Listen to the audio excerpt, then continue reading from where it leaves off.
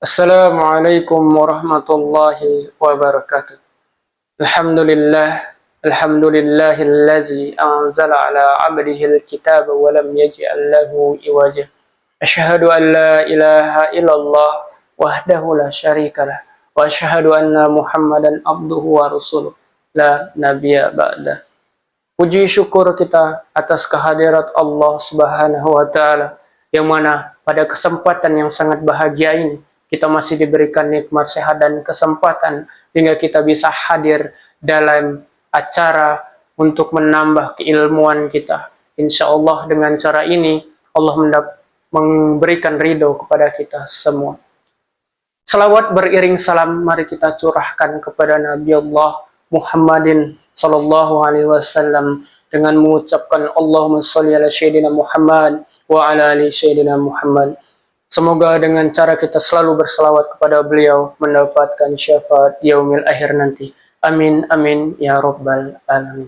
Rasulullah sallallahu alaihi wasallam pernah bersabda, al-imanu ma'rifatu bil qabli wa qalu bil lisani wa amalu bil arkan. Rawu Ibnu Majah wa Ali bin Abi Thalib.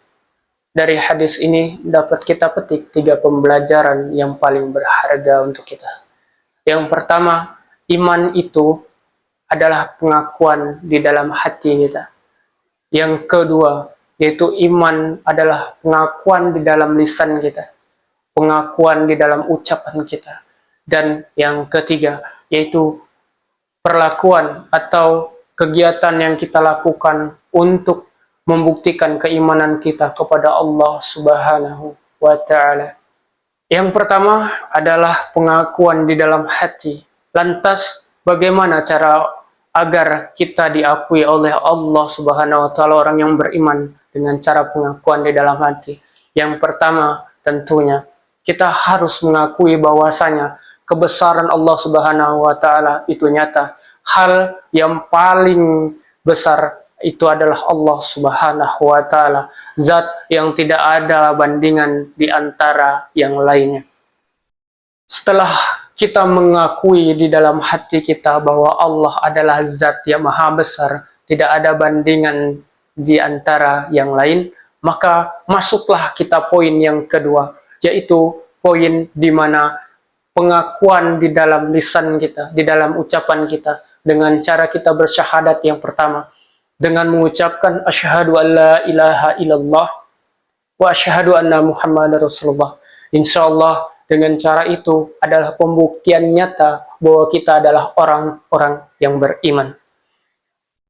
Lantas yang ketiga, poin yang paling penting adalah pengakuan dengan anggota badan, yaitu dengan cara setelah kita melakukan pengakuan di dalam hati, pengucapan dengan lisan, maka kita aplikasikan kehidupan kita sehari-hari dengan cara beriman kepada Allah, melakukan hal-hal yang terpuji, melakukan hal-hal yang diridhoi oleh Allah Subhanahu wa ta'ala, yang bisa bermanfaat untuk diri kita, untuk keluarga kita, untuk masyarakat sekitar kita. Insya Allah dengan cara itu Allah pun meridhoi kita sebagai hamba Allah yang bertakwa. Lantas dengan cara itu kita dapat mengukuhkan kepada hati kita bahwa kita adalah orang yang beriman. Selanjutnya, orang yang beriman itu pengakuan yang paling utama adalah dengan cara sholat. Ya, sholat ini adalah hal yang paling penting, hal yang paling utama, dan hal yang paling pertama kali akan dihisab oleh Allah Subhanahu wa ta'ala. Maka dari itu, mari kita laksanakan sholat dengan sepenuh hati, sepenuh jiwa, sepenuh tenaga, karena Allah Subhanahu wa ta'ala. Jangan sampai kita termasuk ke golongan orang-orang yang disampaikan oleh Allah Subhanahu wa ta'ala di dalam Al-Quran surat Al-Ma'un ayat 4 dan 5. A'udzu billahi minasyaitonir rajim. Bismillahirrahmanirrahim. Fawailul lil musallin allazina hum an salatihim sahun. Sadaqallahul azim. Artinya, celakalah orang yang melaksanakan salat, yaitu orang-orang yang lalai terhadap salatnya.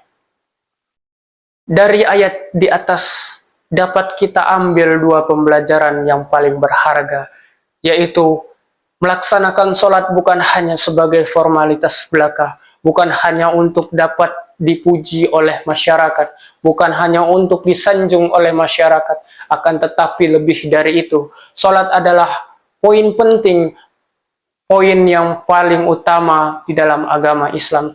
Karena sholat adalah tiang agama. Apabila engkau mendirikan sholat, maka engkau telah mendirikan tiang agama dalam dirimu. Dan apabila engkau tidak melaksanakan sholat, maka ketahuilah engkau telah meruntuhkan tiang-tiang agama yang ada di dalam dirimu sendiri.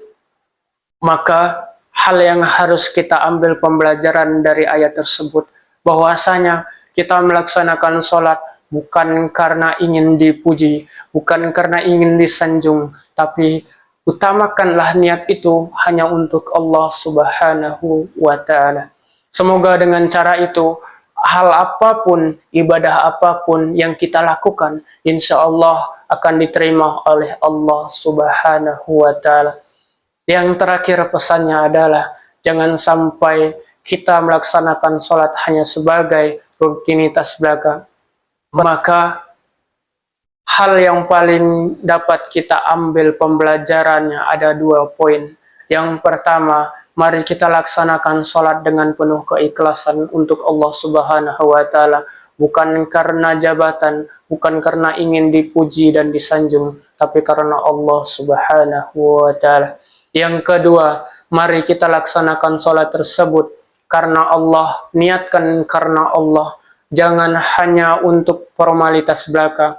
Karena sholat yang kita lakukan yang pertama kali akan dihisab. Karena sholat yang kita lakukan adalah hal yang paling utama dan yang terpenting di dunia ini. Maka dari itu, mari saya mengajak kepada teman-teman dimanapun Anda berada, mari laksanakanlah sholat dengan penuh keikhlasan untuk Allah Subhanahu wa Ta'ala. Demikian penyampaian yang singkat yang dapat kami sampaikan pada kesempatan kali ini. Apabila ada salah kata, maka itu datangnya dari pribadi yang dhaif ini. Dan apabila ada kebenaran, insya Allah itu datangnya dari Allah Subhanahu wa Ta'ala. Demikian, wassalamualaikum warahmatullahi wabarakatuh.